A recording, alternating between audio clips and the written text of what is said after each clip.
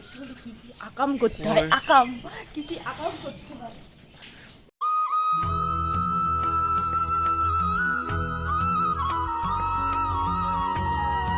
শুভ সকাল। গোবিন্দের আশীর্বাদে আশা করি আপনারা ভালো আছেন, সুস্থ আছেন। আমিও খুব ভালো আছি। বড়দের আমার প্রণাম আর ছোটদের ভালোবাসা জানিয়ে আমার নতুন পথ চলা আজ থেকে শুরু করছি। গোবিন্দের আশীর্বাদে আর আপনাদের ভালোবাসা এবং সহযোগিতায় আমাদের এই পথ চলা সুখকর হয়ে উঠবে, এই কামনা করি। আজকের দিনটি ছিল সংক্রান্তি, অর্থাৎ আমাদের বাঙালিদের বছরের শেষ দিন। কথায় আছে, যা শেষ ভালো তার সব ভালো। তাই শেষের দিন থেকেই নতুন পথ চলা শুরু করলাম। সকাল সকাল বেরিয়ে প্রকৃতির এই সবুজ মনোরম দৃশ্য দেখলে আশা করি সবার মনই সজীব হয়ে ওঠে। আর আমাদের মন আরও সজীব হয়ে ওঠে, কারণ আমাদের দুজনের এই রাস্তায় অনেক স্মৃতি জড়িয়ে। আমরা যে কাজের জন্য বেরিয়েছিলাম সেই কাজটা সময়ের আগেই হয়ে যাওয়ার কারণে সিদ্ধান্ত নিলাম একটু নার্সারিতে যাব। এখানে পরপর অনেকগুলোই নার্সারি আছে। আমরা কোন নার্সারিটাতে যাই চলুন আপনারা দেখে নেবেন। আমরা নার্সারির কাছাকাছি চলে এসেছি। আর নার্সারিতে ঢুকেই প্রথমে এই রং বেরঙের ফুলগুলো দেখে চোখ যেন আরও জুড়িয়ে যায়। ফার্স্টেই যেটা পড়লো এই সুন্দর ফুলটি, দেখুন এত সুন্দর ফুলটা দেখতে যেন চোখই সরানো যাচ্ছে না। নার্সারির কাকুকে জিজ্ঞাসা করলাম, কাকু এই গাছের চারা কি পাওয়া যাবে?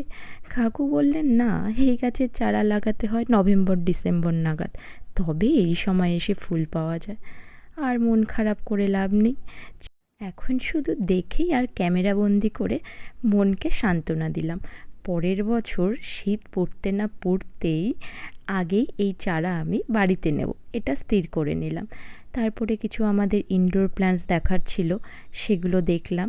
আর কি কি গাছ নিলাম সেটা আপনাদের সাথে আমরা পরে শেয়ার করে নেব, কারণ আজকে ভীষণ তাড়া।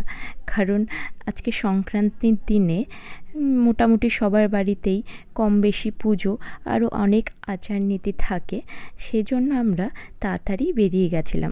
গাছ নেওয়া শেষ, এবার তবে চলুন বাড়ি ফেরা যাক। বাড়ি ফেরার পথে মনে হয়েছিল ডাবের জল খাবো, কিন্তু ডাবের জল না পাওয়ায় আমরা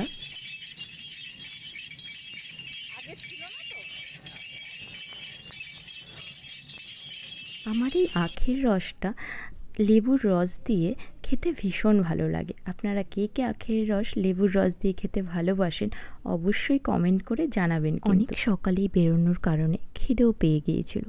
আমি খেয়ে নিয়েছিলাম একটা চিকেন স্যান্ডউইচ। কৃষ্ণেন্দু বলল ও স্যান্ডউইচ খাবে না, ও খাবে ছেঁড়াই পরোটা। তাই ও ছেঁড়াই পরোটা খেয়ে নিল।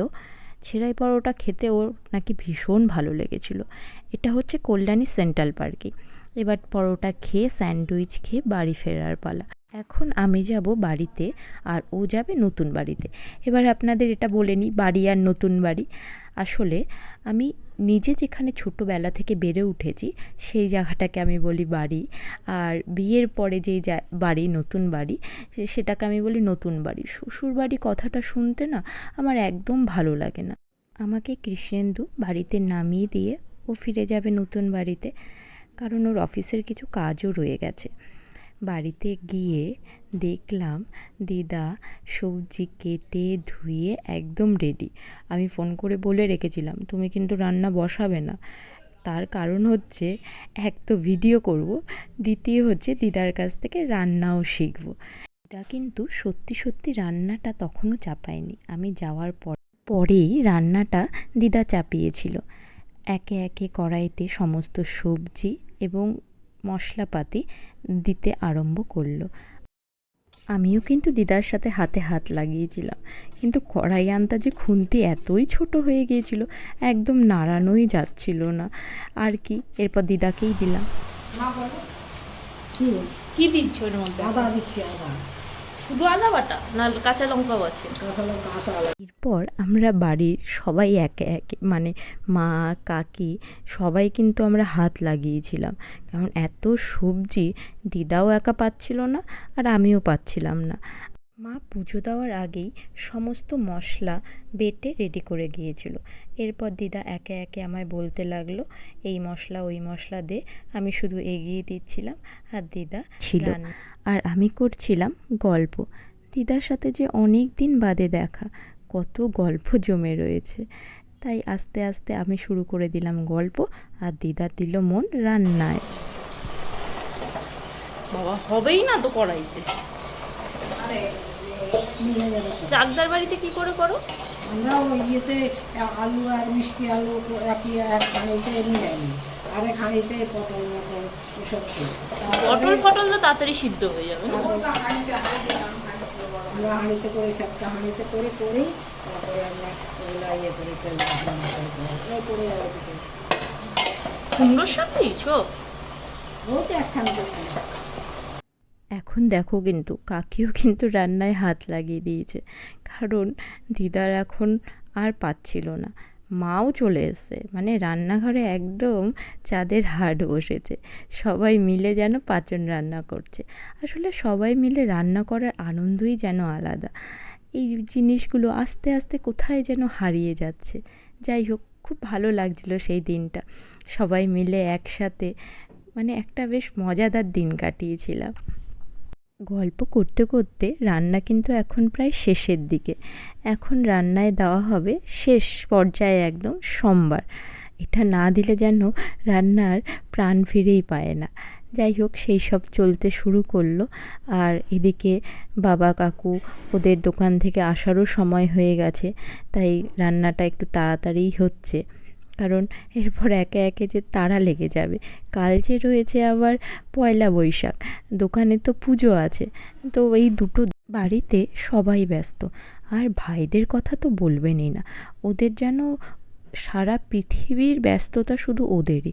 সারাদিন ওদের কোনো পাত্তা পাওয়ার, মানে কী যে করছে আর না করছে।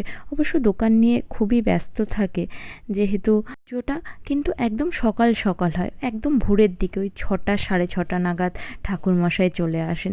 সেহেতু আজকের দিনটাই তো সমস্ত কিছু গুছিয়ে রেখে আসতে হয়, সেজন্য মানে বাবা কাকু ভাইরা ভীষণ ব্যস্ত। এদিকে রান্না কিন্তু প্রায় শেষের দিকে। কি সুন্দর যে গন্ধ বেরিয়েছিল, তোমাদের আর কি বলবো।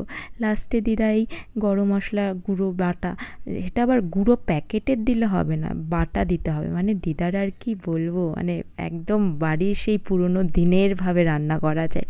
এদিকে কাকি বাটিতে বাটিতে সব বাড়ছে, কারণ আশেপাশে জেঠুদের কাকিদের এরকম কয়েকজনকে দিতে হবে। তো কাকি প্লেটে প্লেটে বেড়ে দিল। আমি দিদাকে বললাম, দিদা হাতে নিয়ে একটা ফটো তোলো তো, দেখো না হাতে ধরে এমনি বসে আছে, ফটো তুলবেই না, সেই তুলবে না। আর দেখো পাঁচনটা দেখতে কি অপূর্ব হয়েছে না, যেমন দেখতে হয়েছে খেতে তার থেকেও সুন্দর হয়েছে। আমি যে কতবার খেয়েছি। এরপর আমি বানিয়ে নিয়েছিলাম ঘোল বাবা কাকু আর ভাইদের জন্য। এই গরমের মধ্যে এসে সত্যিই খুব কষ্ট হয়। আমি না ঘোলের মধ্যে আবার একটু ওই লেবু পাতা দিয়ে খেতে আমার ভীষণ ভালো লাগে, তাই লেবু পাতা দিয়ে ঘোলটা বানিয়েছিলাম। এবার ওরা দোকান থেকে চলে আসার পরে আমি গ্লাসে গ্লাসে বেড়ে নিয়েছিলাম দেওয়ার জন্য। এরপর দুপুরের খাওয়া শেষ। আকাম করতে হয়, আকাম কি আকাম করতে হয়। এবার দুপুরের খাওয়া দাওয়া শেষ, বিকাল প্রায় হয়ে এসছে। আমি ফিরে যাব নতুন বাড়িতে। আমি রেডিও হয়ে নিয়েছি, আর এদিকে মা গাছে জল দিচ্ছিল, তাই আমি মার সাথে সাথে একটু হেল্প করে দিচ্ছিলাম। ওপরে কাকি ওপর থেকে বলছিল মোটু, মানে আমার ভাইকে, যে শুধু ফটো তুললে হবে, একটু কাজ কর হাতে হাতে। আর এদিকে দেখো না, বাবা সেই কালকে পয়লা বৈশাখের জন্য দোকানে কলা গাছ লাগাতে হবে না, কলা গাছ কাটছে। আমি মোটুকে কতবার বললাম কলা গাছগুলো তুই কেটে সাইজ করে দে, কিন্তু শুনবেই না। আর এই ফুলগুলো দেখো কি সুন্দর দেখতে হয়েছে না, রঙটা এত সুন্দর। কাগজ ফুলগুলো না গরমের সময় ভীষণ ভালো হয়। তোমাদের কাদের কাদের বাড়িতেই কাগজ ফুল আছে জানো তো? কাগজ ফুলে কিন্তু আবার বেশি জল দেওয়া যায় না, ওদিকে দেখো বাবার কাজ শেষই হচ্ছে না, কলা গাছ কাটছে তো কাটছেই। এরপর ফিরে যাব যেহেতু, আমি রাতে এখান থেকে একটু খেয়ে গিয়েছিলাম। আমাদের বাড়িতে না এদের নিয়ম আছে খই দই চিড়া এইসব খাওয়ার। যেহেতু সকালে আমার আসতে দেরি হয়েছিল, আমার তো ওইসব আর খাওয়া হয়নি। তো মা বলল না এটা খেতেই হবে, তাই রাত্রে কিন্তু আমি এই খই দই চিড়া মুড়ি আর হচ্ছে ওই সাদা সাদা ওটা দেখতে পাচ্ছ যে, ওটাকে না বলে তাল পাটালি। আমার মনে আছে ছোটোবেলায় আমি এই তাল পাটালিটা কত যে চুরি চুরি করে খেতাম, খুব ভালো লাগে কিন্তু খেতে। তোমাদের কাদের কাদের বাড়িতে এই নিয়মটা আছে তোমরা কিন্তু জানিও কিন্তু, হ্যাঁ। আর কালকে তো আবার সকাল সকাল আসতে হবে, দোকানে পুজো আছে, তাই তাড়াতাড়ি করে খেয়ে এবার আমি আস্তে আস্তে বাড়ির দিকে যাওয়ার জন্য, মানে নতুন বাড়িতে যাওয়ার জন্য প্রস্তুত।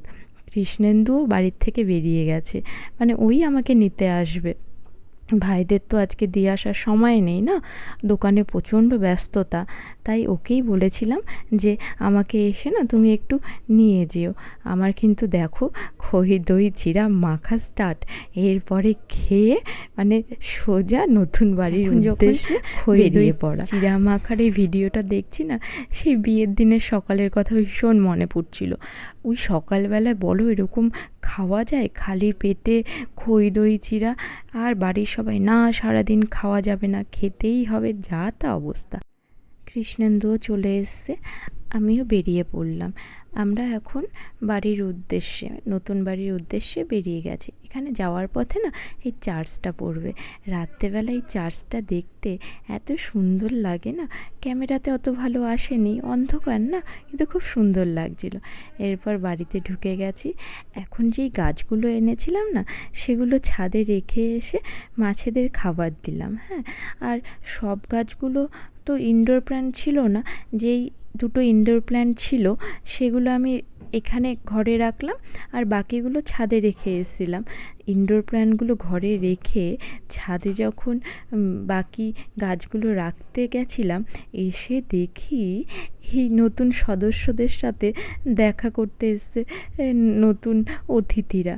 আপনারাও দেখুন কি ভালো লাগছিল। এই রাতেরবেলা কোথা থেকে যে প্রজাপতিটা এসছে, আমি সাথে সাথে তাই ক্যামেরা বন্দি করে নিয়েছিলাম। এখন রাতে ওই বারান্দায় যে গাছে জল দেওয়া হয়নি, সেই গাছগুলোতে জল দিয়ে তাড়াতাড়ি করে শুয়ে যাব, কারণ সকাল সকাল তো আবার দোকানে যেতে হবে, তাই না? আপনারাও ভালো থাকবেন আর সুস্থ থাকবেন। কালকে আমাদের নতুন বছরের সূচনা। কালকের দিনটা মোটামুটি সবাই ব্যস্ত।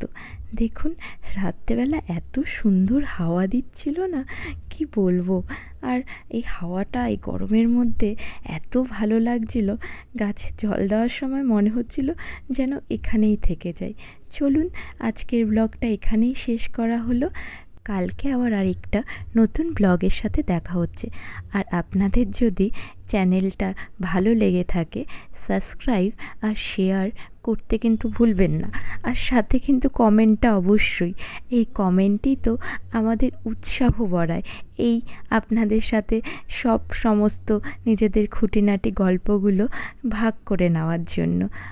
ভালো থাকবেন, সুস্থ থাকবেন।